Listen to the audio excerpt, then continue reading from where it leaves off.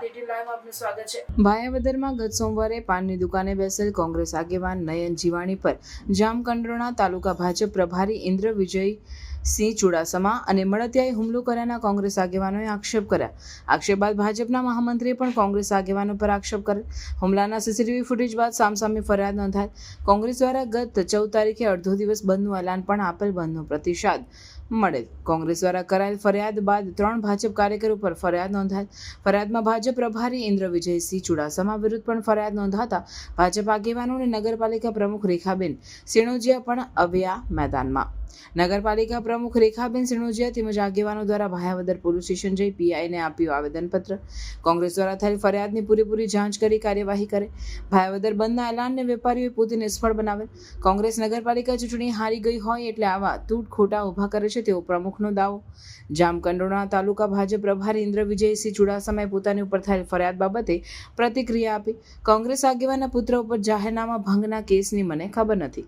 ગત સોમવારે ભાજપ આગેવાન અને મહામંત્રી ઉપર હુમલો થયો તેની મને ટેલિફોનિક જાણ થતાં ત્યાં ગયેલ. કોંગ્રેસ આગેવાન નયન જીવાણી ઉપર મેં ક્યાંય હુમલો કર્યો હોય, માર માર્યો હોય તેવું સાબિત કરે હું સજા ભોગવવા તૈયાર છું. કોંગ્રેસ આગેવાન ચૂંટણી હારી ગયા હોય ત્યારથી જ પાટીદાર ક્ષત્રિય કરી રાજકીય લાભ લેવો છે અને રાજકીય રોટલા શેકવા છે. ભાયાવદરનો પ્રશ્ન ભાજપ કોંગ્રેસનો વ્યક્તિગત પ્રશ્ન છે. ભાયાવદર બંધ કરાવવું અયોગ્ય. કોંગ્રેસ આગેવાનો દ્વારા ભૂતકાળમાં નશાની હાલતમાં ઝઘડવું, નશાની હાલતમાં કોઈના ઘરમાં ઘૂસી જવું બધું જાણે છે. મારું નામ ઇન્દ્ર વિજયસિંહ ચુડાસમા, ક્ષત્રિય સમાજના ભાયાવદરના પ્રમુખ અને જામકંડોરણા તાલુકા ભાજપના પ્રભારી.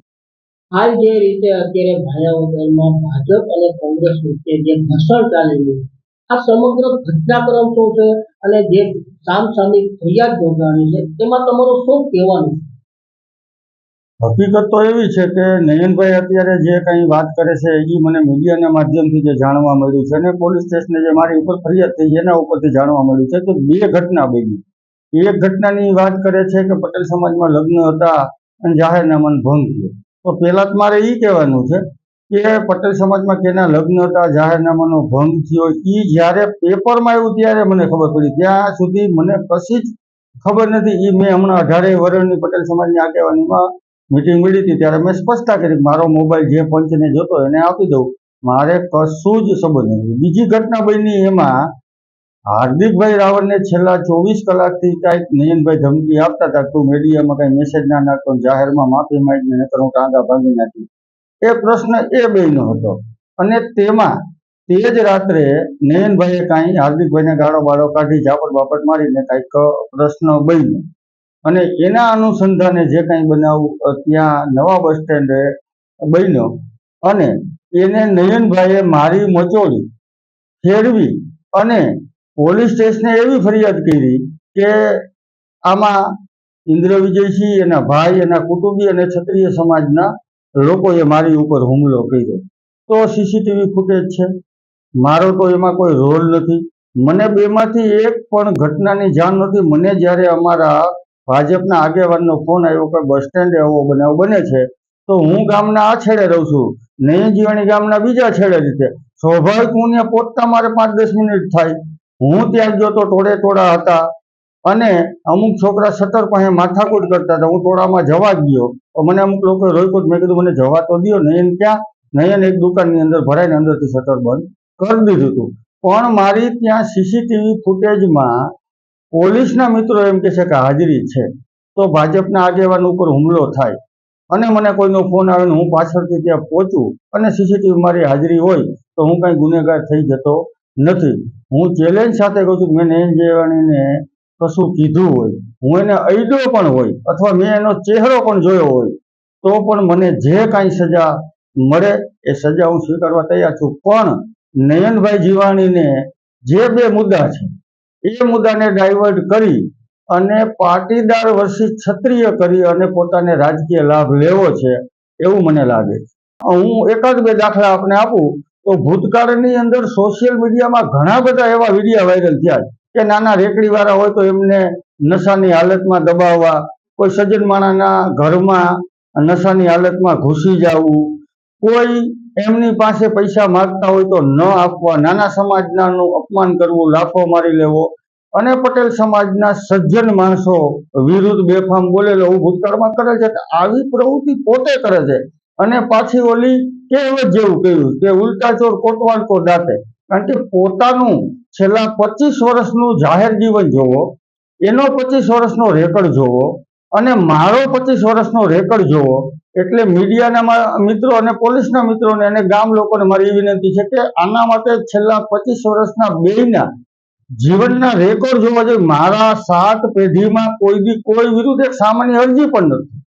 મેં કોઈ દી કોઈ તુકારો પણ દીધો નથી ને આ પ્રકરણમાં હું ક્યાંય હતો નહીં. છતાં પણ આ ગોંડલનો મેં તમને કીધું કે આવો બધો ઉલ્લેખ કરી અને લોકોને ઉશ્કેરવા છે. અને એનો ભૂતકાળ જ બધું કે છે. એની ઉપર ઘણા પોલીસ કેસ પણ છે. પણ એને પોતાના રાજકીય રોટલા શેકવા માટે આ બધું કરે છે. કારણ કે તાજેતરમાં જ હમણાં જે ચૂંટણી હારી ગઈ છે એ મૂળ મુદ્દો છે, એ એમનાથી પચતું નથી. અને મારે આ મીડિયાના માધ્યમથી એટલું ખાસ કહેવું કે ગામની અંદર 18 વરણ હંપી લેતો હોય એને, આ તો પાટીદાર સમાજનું મોટી વસ્તીવાળું ગામ છે, તો મોટી જેમની વસ્તી હોય એ તો નાની વસ્તીવાળાનું ધ્યાન રાખે, પ્રેમ આપે. અને ભાઈ અદર પટેલ સમાજ આ કરે છે. પણ આ એકમાત્ર જે પોતાનું વ્યક્તિગત સ્વાર્થ આવે ત્યારે બધાને દબાવવાના અને એનો કોઈ પ્રતિકાર કરે તો સમાજ કરી અને સમાજને ગુમરાહ કરે છે. ભાયાવદર નગરપાલિકા પ્રમુખ રેખાબેન સિણોજિયા, આજે મીડિયા મિત્રોનું સ્વાગત છે. તો હું આજે મીડિયાના માધ્યમથી એટલું કહેવા માંગુ છું કે જે ભાયાવદરની અંદર જે આ બનાવ બન્યો છે એમાં નયનભાઈ જીવાણીનો અને હાર્દિકભાઈ રાવલનો પ્રશ્ન હતો. એમાં એ લોકોએ ખૂબ નયનભાઈ એને ખૂબ ચોરીને ચીકણું કર્યું છે કે મળતિયાઓ એને બધાએ મારી ઉપર હુમલો કર્યો છે. તો મારે એટલું જ કહેવાનું છે મીડિયાના માધ્યમથી કે જો ભાજપના મળતિયાઓએ તમારી ઉપર કર્યું હોય તો તમે તો ફેરવીને બધા મુદ્દા ઉપર આવ્યા છો. અને બીજું કે જે મેં શાંતિ સમિતિની બેઠક બોલાવી હતી એની અંદર 18 વરણનો અમને સાથ સહકાર ખૂબ મળ્યો છે.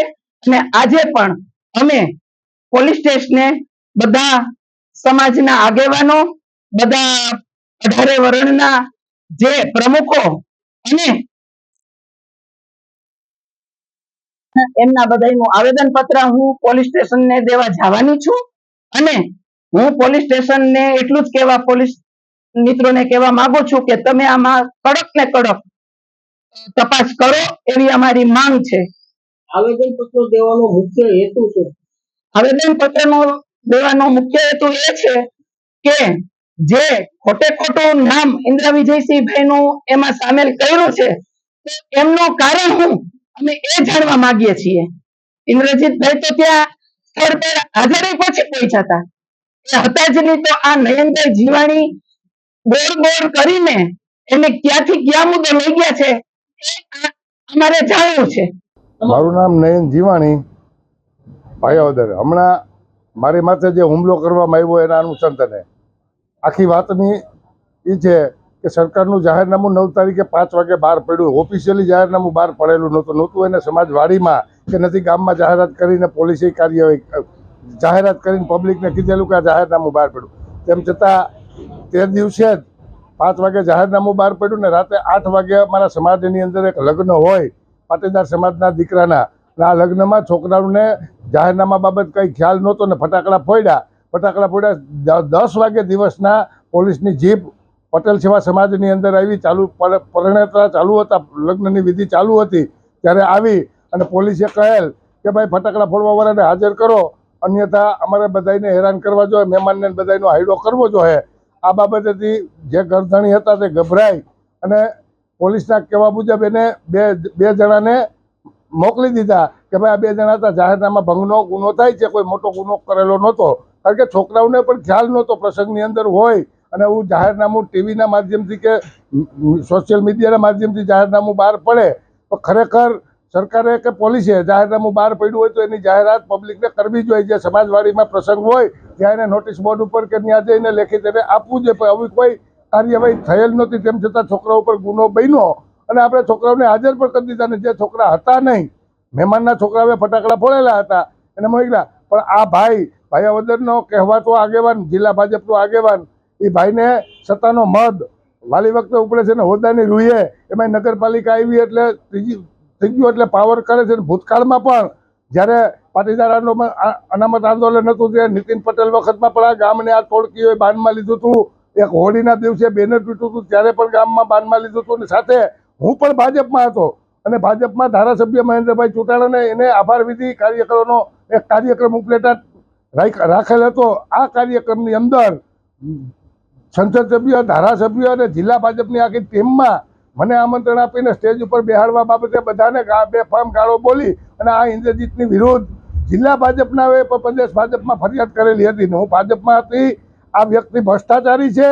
આ વ્યક્તિ ભાયાવદરની અંદર દાદાગીરી ને લુખાગીરી કરે છે અને જે દારૂ વેચે અને 2 નંબરનો ધંધો કરે છે એવા લોકોની છત્ર છે. આ ભાઈની છત્ર છે એમાં જ આ ધંધો કરે છે અને બચાવ કરવા માટે તો મારી માટે હુમલો કરવામાં આવ્યો. હુમલો આવ્યો તો એક જ જ્ઞાતિ કેમ? હું નથી કહેતો, મેં કીધું છે આ કે આવડા લોકો હતા. પણ સીસીટીવીની અંદર પ્રૂફ થયેલું છે ને ભાઈ અત્યારે પોતાનો બચાવ કરવા નીકળ્યા છે. અને ગામમાં નગરપાલિકાના પ્રમુખ એમ કહે છે કે મેં શાંતિ સમિતિની બેઠક, તો શાંતિ સમિતિની બેઠક સર્વજ્ઞાતિ અને બિનરાજકીય, આ કેને કહેવાય બિનરાજકીય? બિનરાજકીય કહેવાય એને કે જે પોતે નામ આપે છે શાંતિ સમિતિનું બિનરાજકીય અને એને વાત કરે છે રાજકારણની, એનો આકા કહે એમાં ઊંચી આંગળી કરવા વાળા છે પ્રમુખ. આ પ્રમુખ પાટીદાર કરે કે હું પાટીદારની દીકરી તો એના કામ જોઈ લ્યો. તો હમણાં પાટીદારનો વિરોધ કરવા પણ ગયા હતા. તો કેવી રીતે પાટીદાર? અને સાથે જે આગેવાનોને એમને બોલાવ્યા છે એ આગેવાનો તો માત્ર શાંતિ સમિતિ કે આ ગામના ઝઘડામાં પૂરું થઈ જાય કે ઝઘડો શાંત થઈ જાય અને શાંતિ સમિતિની બેઠક અને એમાંય નગરપાલિકાના પ્રમુખે બોલાવેલી બેઠકમાં ગયા હતા. જો એ લોકોએ આજ કરવું હતું, આજ રૂપ આપવું હતું ને રાજકારણની વાત કરવી હતી આ શાંતિ સમિતિની બેઠકમાં, એક વ્યક્તિ વિરુદ્ધ જ વાત કરવી હતી તો એને ભાજપના નામે બોલાવી હતી. શા માટે આ શાંતિ સમિતિના પ્રમુખનો ઉપયોગ કર્યો?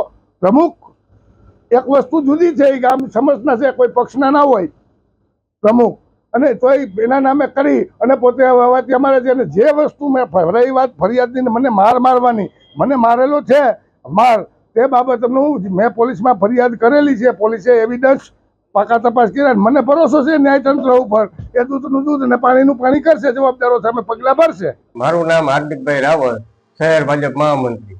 હાર્દિકભાઈ, જે રીતે અત્યારે ભાજપ કોંગ્રેસ વચ્ચે વિવાદ ચાલી રહ્યો છે, સમગ્ર વિવાદ શું છે?